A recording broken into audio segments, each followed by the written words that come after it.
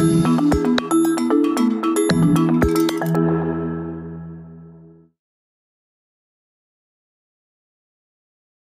do a talk often to the Techstar founders about customer funding, but for that same batch of founders, there'll be an angel or a VC giving them a talk about how you raise capital in the early stages. So those your message and their message are in some sense conflicting. How do the founders react to those perhaps conflicting messages?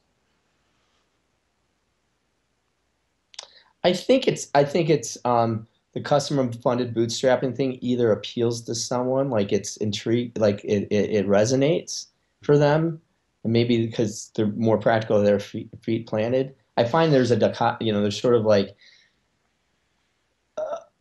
8 out of 10 startup entrepreneurs will be like, "Yep, we're just going to the customer. I'm sorry, we're just going to the funded route. We're raising money. That's just all there is to it." And then maybe there's 1 or 2 out of 10 that are.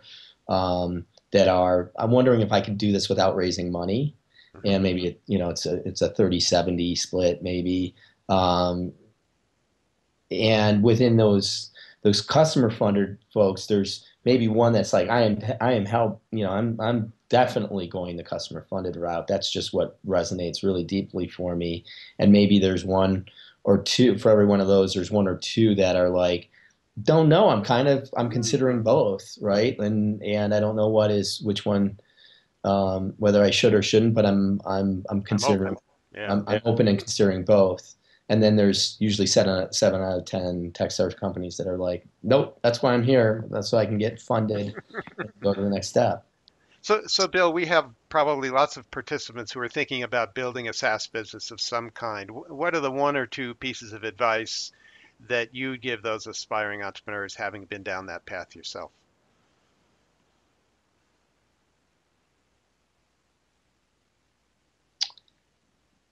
Find cus First step, find customers who want to pay for the product you're thinking of building, not actually having built necessarily, if you can. So a lot of what I do is business to business.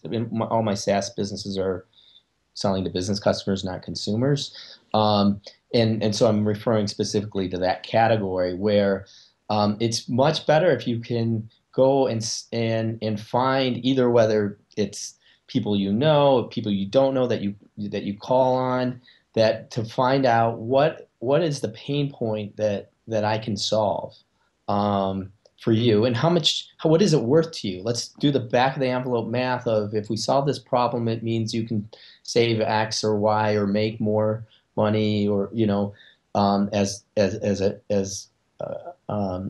by having this capability.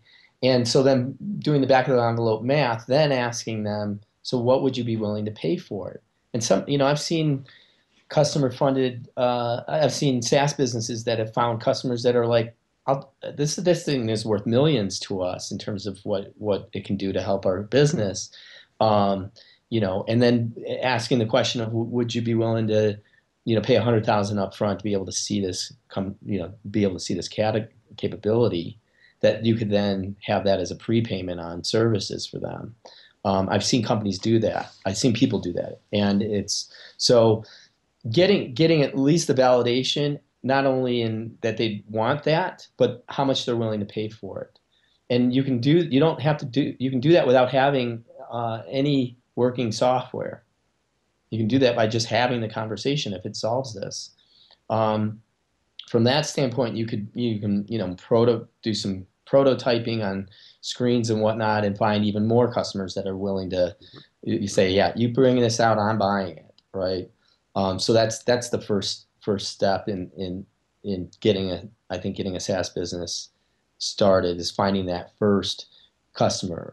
One of my companies is Survey Gizmo, and my partner in that business was working for a company called Marketing Sherpa, and they were frustrated with the survey software that they were using. It wasn't adequate, and the only other option was incredibly high priced survey software. So my partner said to the owner of that company, um, what if I build that software for you what would you be willing to pay? And two, you've got an email list of a million marketing managers, people who are marketers who could use a similar software. Would you be willing to endorse and send out emails to introduce this? If I build this software to introduce it, so he got effectively traded free a huge marketing source that got the company totally off the ground. They sent out that email and people started signing up for the software, and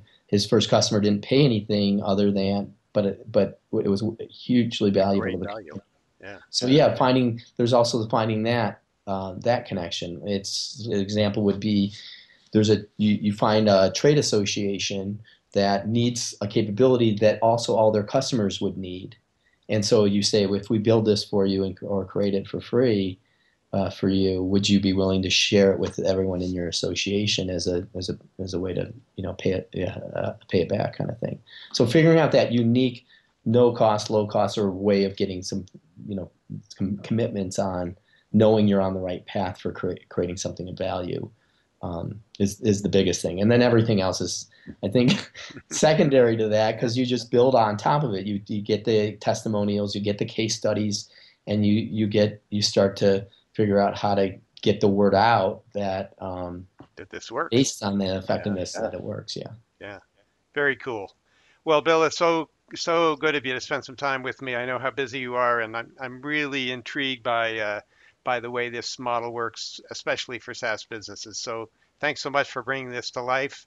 It's great to see you again, and again, thanks so much for joining us. Well, John, I love that you are that you're spreading the word about this because it has been one of the it's been such a joy in my life to have these vibrant customer-funded businesses that are very profitable and growing and independent and self-sustaining and without the stresses of investors or where they're going to get their next dollar. It's just been so great to grow these companies. I'd love for other people to be able to benefit from customer-funded businesses as well. So thanks for spreading the word out there. Thanks. Great stuff. See you, Bill.